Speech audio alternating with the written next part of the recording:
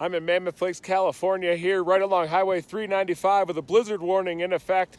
Snowfall rates are coming down at about 2 to 3 inches per hour, but it's the very strong winds that are really going to cause problems later on.